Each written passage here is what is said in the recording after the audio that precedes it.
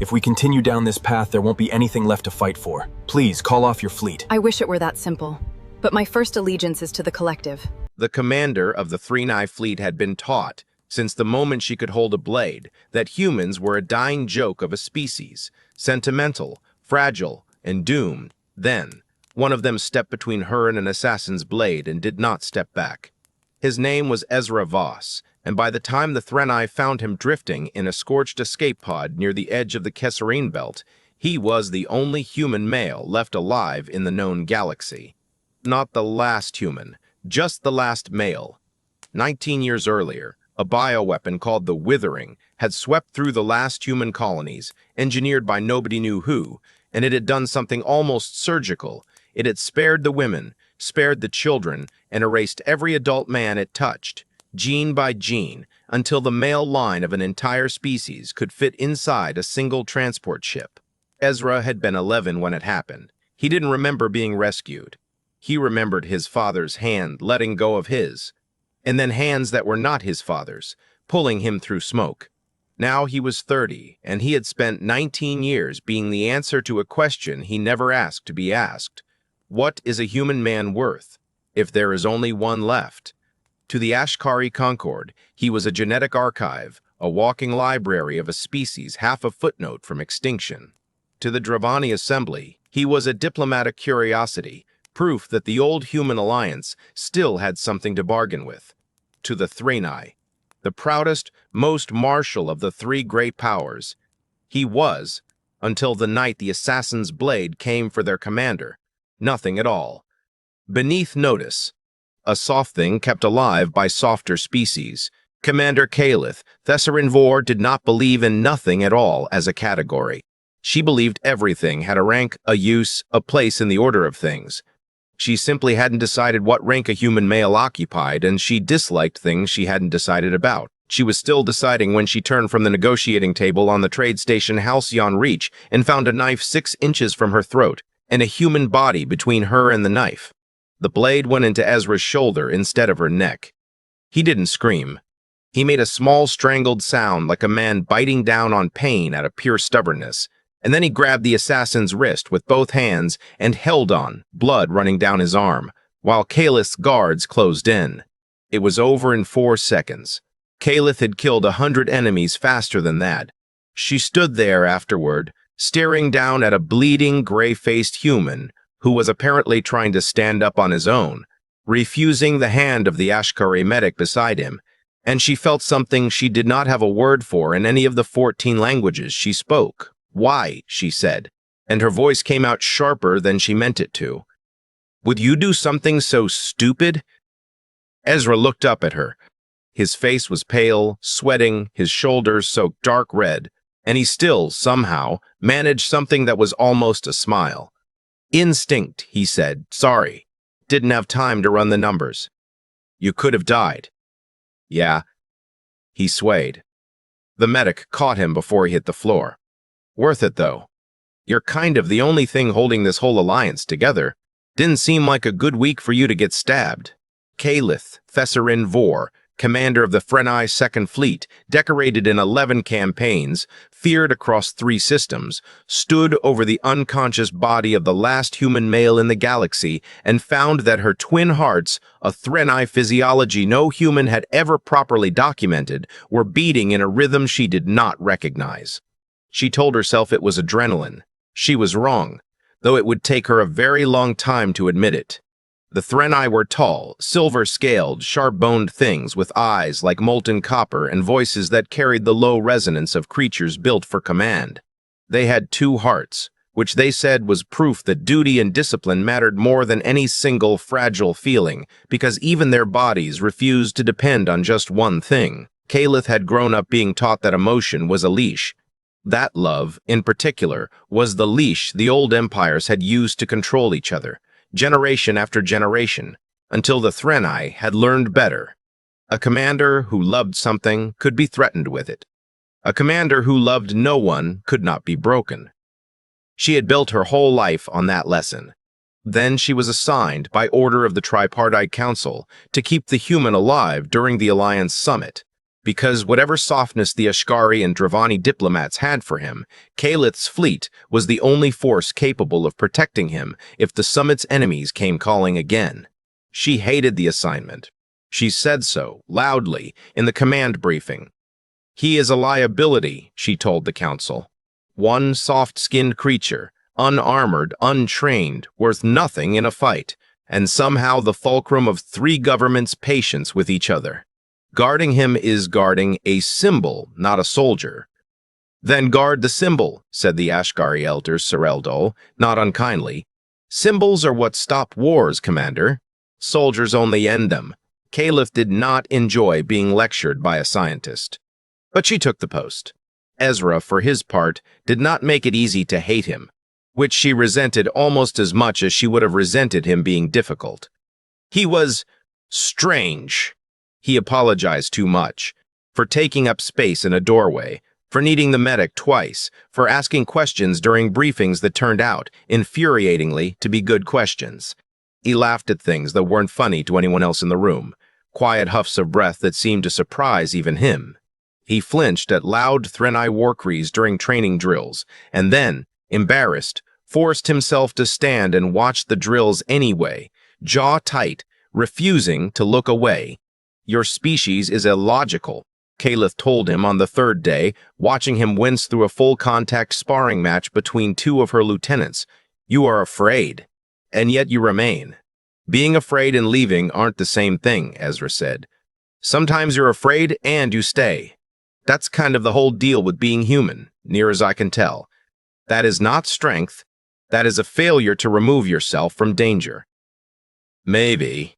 He shrugged, wincing as it pulled at his healing shoulder. Or maybe strength was never about not being scared. Maybe it's just showing up anyway. Kalith did not answer. She filed the conversation away in the part of her mind reserved for things she intended to argue with later and never quite did. She began, without meaning to, watching him. Not the way a guard watches a target, the way you watch whether you don't understand. Half suspicious it might ruin your plans, half fascinated that it exists at all. The Council, in its infinite bureaucratic wisdom, decided the summit's next phase required the human liaison and the Threnai commander to conduct a joint inspection of the outer relay stations. 3 weeks, 1 small transport ship, minimal crew. This is punishment, Kalith said flatly, reading the orders. For what? Ezra asked. For being the only officer competent enough to keep you alive and unfortunate enough for the Council to notice. He laughed, that surprised huff of his, and something in Kalith's chest did the strange twin-hearted stutter again. The 3 weeks changed things, the way 3 weeks in a small ship with one other living creature always changes things, whether you want them to or not. She learned that he made terrible jokes when he was nervous, and that he was nervous more often than he let anyone see. She learned that he'd been trained since childhood in 7 languages and 11 forms of diplomatic protocol, not because he wanted to be a symbol, but because the adults raising him had been so afraid of losing the last human man that they'd built a cage out of good intentions and called it an education. Do you resent it? She asked him one night. The 2 of them eating rehydrated rations in the narrow galley, the relay station's lights sliding past the viewport like slow stars. Being what you are. The archive. The last one. Ezra was quiet a moment. Sometimes, he admitted, mostly I just feel like I owe something. Like every day I'm alive, I should be doing something with it. Because a lot of people died so I could keep breathing. My dad. My uncles. Guys I don't even remember. He turned the ration packet over in his hands, not eating it. I don't know how to just be a person. I only know how to be the last one. Kalith found she understood that better than she wanted to. The Threnai raised commanders the same way, she said, from birth. I do not remember choosing this life. I remember being told, very young, that feeling was a weakness soldiers could not afford, and I believed it, because everyone around me believed it, and because believing it made the losses easier to carry. Does it? Ezra asked. Make them easier? She looked at him for a long moment. No, she said finally, and it cost her something to say it. It only makes them quieter. He didn't say anything clever back. He just reached across the narrow table, carefully, the way you reach towards something that might startle, and rested his hand near hers, not quite touching, an offer rather than a claim. Caliph looked at his hand, at her own. She did not move away. She did not move closer either. Not yet. But something had shifted, and they both knew it, and neither of them said its name.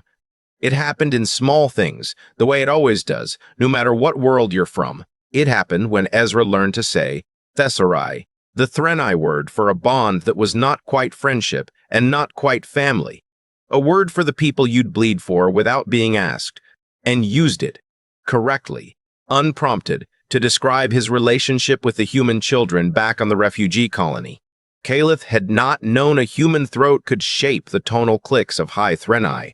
She had not known it would undo her so completely to hear it.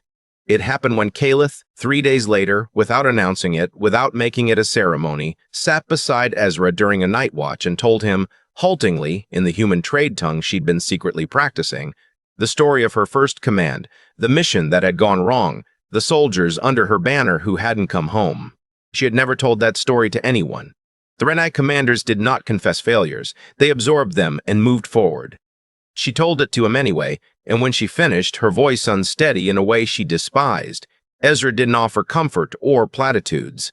He just said quietly, "Thank you for trusting me with that," and let the silence hold them both. It happened in the relay station's failing gravity generator when Ezra, untrained, unarmored, soft, by every metric her species used to measure worth, climbed into a collapsing access shaft to pull an injured Ashkari technician free and came out coughing smoke and shaking, and Caliph found her hands on his face before she had decided to put them there, checking him for injuries with a desperation that had nothing to do with her orders to protect him. "You are not expendable," she told him, furious in a way that surprised her. "Do you understand? You do not get to decide that your life matters less than someone else's." "Not to me." Ezra went still under her hands. "Caliph, I have watched 100 soldiers throw themselves at danger because they believed their worth was measured in what they sacrificed," she said, and her voice cracked, twin hearts hammering. "I will not watch you become one more." "I'm not trying to be a martyr," he said softly. "I just couldn't leave him in there, same as I couldn't leave you that first night. It's not a math problem, Caliph. It's just who I am." "Then I am afraid," Caliph admitted, the words dragged out of her like a confession under torture, "of who you are becoming to me." They stood there, in the ruined access corridor, smoke still curling from the shaft behind them, and Ezra reached up and covered one of her hands with his own, and this time neither of them hesitated. "Caliph," he said, I think I understand you better than anyone has since I was 11 years old, and I think that terrifies both of us." "Yes," she said. "Is that a bad thing?" She was quiet a long moment, copper eyes searching his very human, very unguarded face. "No," she said finally.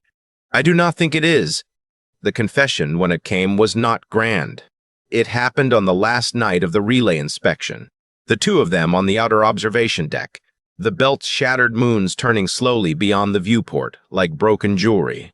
"I used to think," Caliph said, "that humans loved carelessly, too quickly, too easily, without the weight our people give it.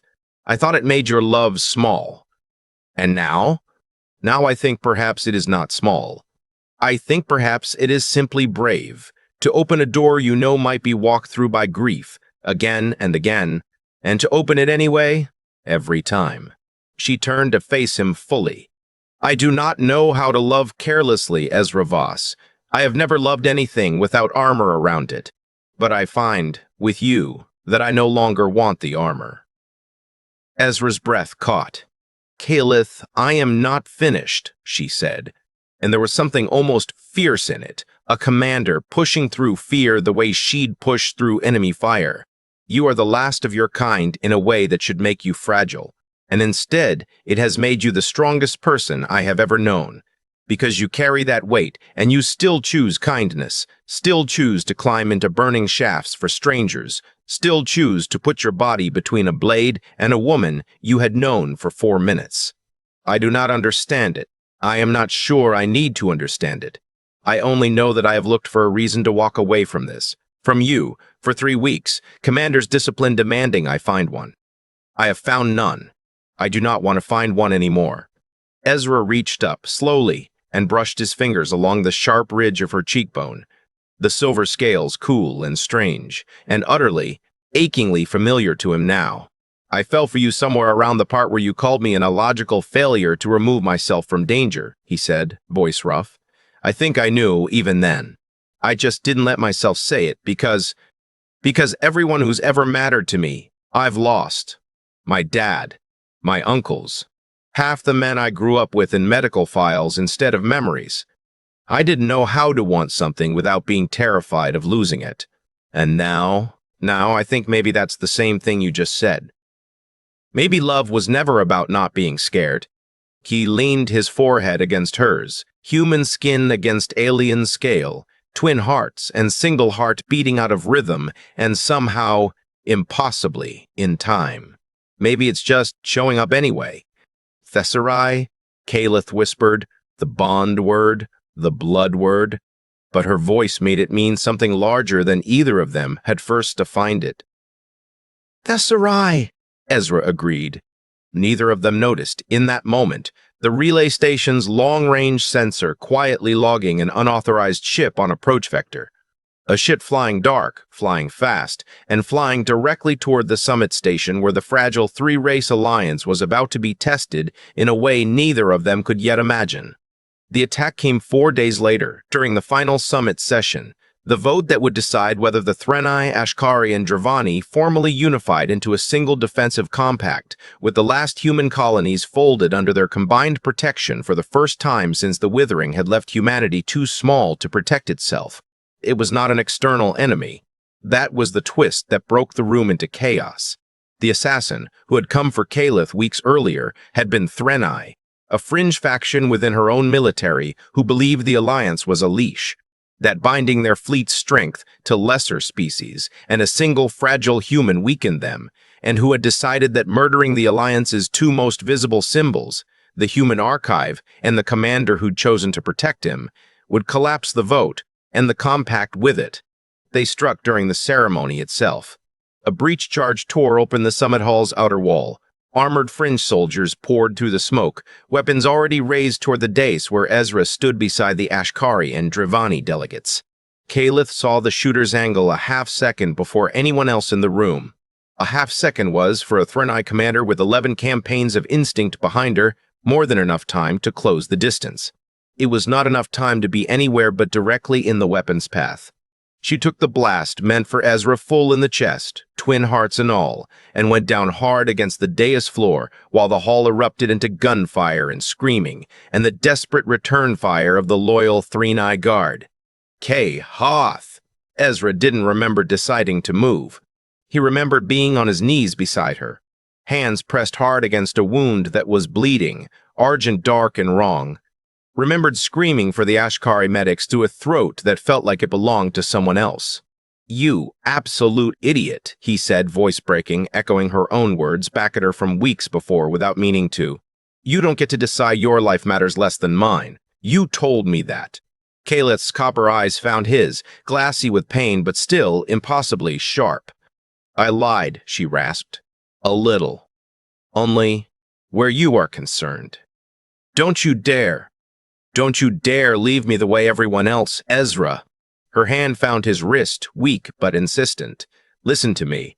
The vote, the compact, you have to stand. You have to finish what we came here to do. If this faction succeeds in stopping the vote, they win without even needing to kill either of us. Don't let my heart stop for nothing. I am not leaving you. You are not leaving me, she said, something almost like her old, fierce authority breaking through the pain. You are trusting me to survive and going to do your job, commander's discipline. Ezra, I taught you that word for a reason. Tesserae does not mean staying in the same room. It means fighting for the same thing, even apart. It was, in the end, the hardest thing Ezra Voss had ever done. Harder than 19 years of being the last of something. Harder than every diplomatic cage he'd been raised inside.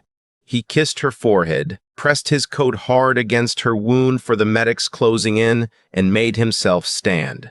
He walked back to the shattered dais through smoke and gunfire, blood, hers, still on his hands, and he looked out at 3 terrified alien governments on the verge of collapse. And he did the only thing he had ever really known how to do. He stayed. He showed up anyway. My colony died because it stood alone, he said, and his voice, shaking, somehow carried across the ruined hall. Because when the withering came, no one else was bound to help us, and there was no one to call. I have watched Commander Vore put her body between danger and people she'd known 4 minutes, 4 weeks, or her whole life, because that's what an alliance means. Not paperwork, not borders. It means somebody else's wound is your wound too. If you vote no today because a handful of extremists tried to scare you into it, you're proving their point for them, that fear wins, that no one really stands together. I don't have a fleet, I don't have twin hearts or 11 campaigns. I've just got this, the last human man in the galaxy, asking 3 peoples who spent decades circling each other with knives out to please choose each other instead. Because I just watched the strongest person I've ever known choose me. If she can do that, so can you.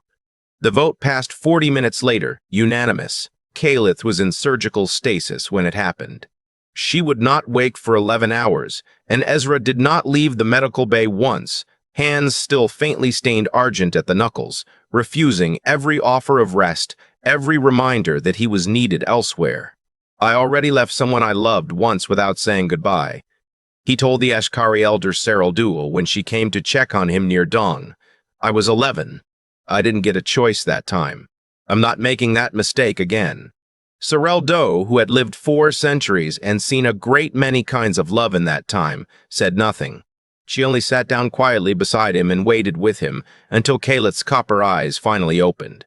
6 months later, the Tripartite Compact, soon simply called the Alliance, because after everything, no one much felt like standing on ceremony anymore, had its first joint fleet in active service, its first shared medical corps, and its first human colony under full triple species protection for the first time in 19 years. It also, unofficially and against every regulation the Threnai military had ever written, had its first officially recognized Thessarai bond between a Threnai fleet commander and a human civilian liaison. A scandal, technically, that the Council had chosen, wisely, to simply not look at too closely. Kalith kept her rank. Ezra kept traveling between the last human settlements, no longer as an archive to be protected, but as something closer to what he'd always wanted to be and never been allowed, just a person, doing what he could, for people who mattered to him. They were not, either of them, easy people to love. Kalith still flinched from the word emotion, even as she'd stopped flinching from feeling it. Ezra still apologized too much, still carried 19 years of survivor's weight. He would probably carry the rest of his life.